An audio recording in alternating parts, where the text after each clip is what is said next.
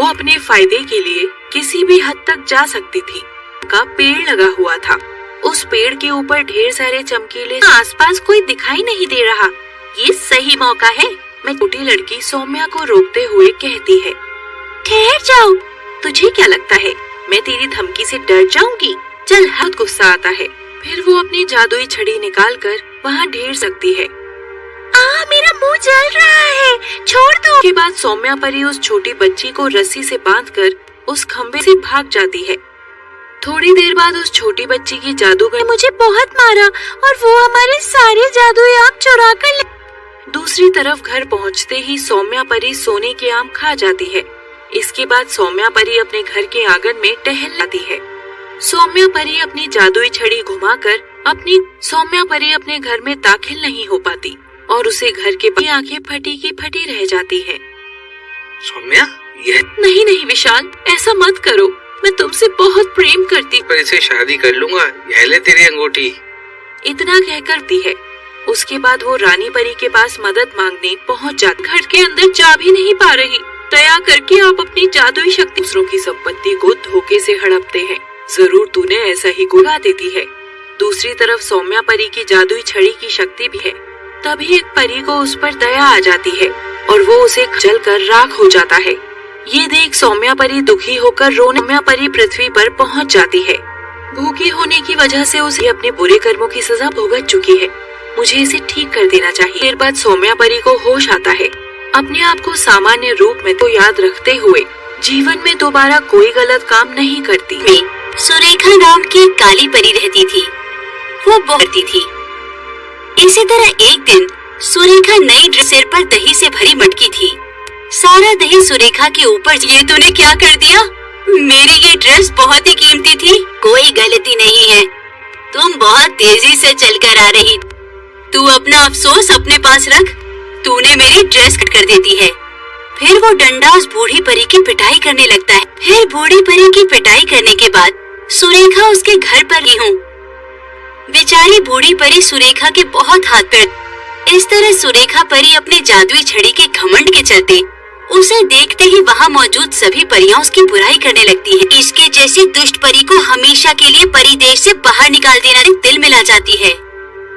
तुम सबकी इतनी हिम्मत कि जादुई छड़ी प्रकट करके उन सभी परियों के ऊपर गर्म दूध बरसाओ मुझे। हाय, मेरा पूरा शरीर जल रहा है। अगर दोबारा इस तरह कुछ दिन बीत जाते हैं। फिर एक दिन सुरेखा परी को बहुत गुस्सा आता है। वो घमंडी रानी। उसके बाद सुरेखा परी महल के पीछे वाले हिस्से में पहुंच जाती है। जाकर सारा खाना खा लो। जाओ। सुरेखा से सारा खाना अपने मुंह में खींचने लगती है। ये देख वहाँ आ गई, कोई भगाओ इन्हें। लेकिन तब तक तुम दोनों ने बहुत अच्छा काम किया। फिर सुरेखा, हमें बहुत भूख लगी है, हमें और खाना चाहिए। वह ढेर सारा स्वादिष्ट खाना प्रकट कर देती है। हो, चलो इसी परी को मारकर खा जाते। उन दोनों बिल्ली को मारने की कोशिश करती है, लेकिन बिल्लियां मुझे जान से मार देंगी। हाँ, कोई मेरी मदद है। दूसरी तरफ सुरेखा परी की मौत की खबर नहीं आती और वो सभी हंसी खुशी अपना जीवन जीने लगती हैं। वो अपने फायदे के लिए किसी भी हद तक जा सकती थी। का पेड़ लगा हुआ था। उस पेड़ के ऊपर ढेर सारे चमकीले, आसपास कोई दिखाई नहीं दे रहा। ये सही मौका है। मैं छोटी लड़की सौम्या को रोकते हुए कहती है, ठहर जाओ। तुझे क्या लगता है मैं तेरी धमकी से डर जाऊंगी? चल। बहुत गुस्सा आता है। फिर वो अपनी जादुई छड़ी निकालकर वहाँ ढेर सकती है। मेरा मुंह जल रहा है, छोड़ दो। के बाद सौम्या परी उस छोटी बच्ची को रस्सी से बांधकर उस खंबे से भाग जाती है। थोड़ी देर बाद उस छोटी बच्ची की जादूगर मुझे बहुत मारा और वो हमारे सारे जादुई आम चुरा कर ले। दूसरी तरफ घर पहुंचते ही सौम्या परी सोने के आम खा जाती है। इसके बाद सौम्या परी अपने घर के आंगन में टहल जाती है।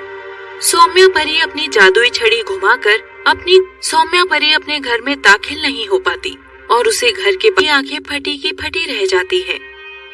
सौम्या, यह नहीं विशाल, ऐसा मत करो। मैं तुमसे बहुत प्रेम करती। पर इसे शादी कर लूंगा। यह ले तेरी अंगूठी। इतना कहकर दी है। उसके बाद वो रानी परी के पास मदद मांगने पहुंच जाती। घर के अंदर जा भी नहीं पा रही, दया करके आप अपनी जादुई शक्ति दूसरों की संपत्ति को धोखे से हड़पते हैं, जरूर तूने ऐसा ही गुगा देती है। दूसरी तरफ सौम्या परी की जादुई छड़ी की शक्ति भी है। तभी एक परी को उस पर दया आ जाती है और वो उसे जलकर राख हो जाता है। ये देख सौम्या परी दुखी होकर रोने सौम्या परी पृथ्वी पर पहुंच जाती है। भूखी होने की वजह से उसे अपने बुरे कर्मों की सजा भुगत चुकी है, मुझे इसे ठीक कर देना चाहिए। देर बाद सौम्या परी को होश आता है।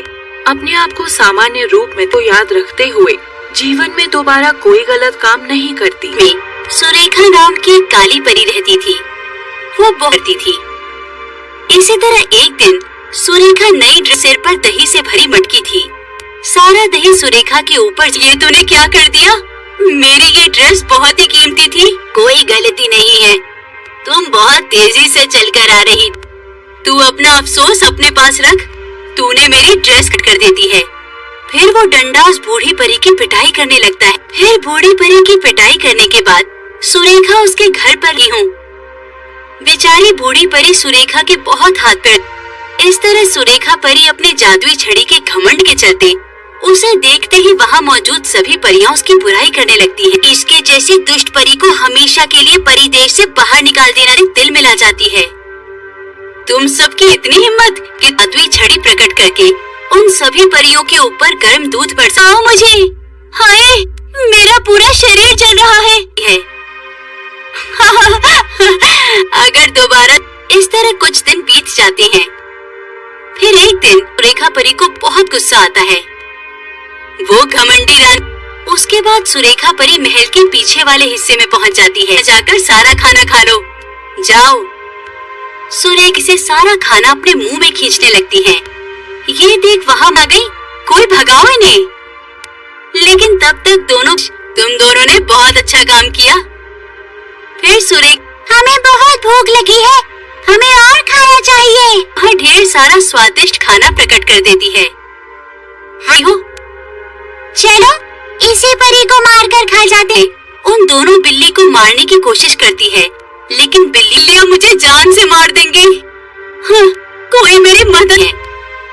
दूसरी तरफ सुरेखा परी की मौत की खबर नहीं आती और वो सभी हंसी खुशी अपना जीवन जीने लगती हैं।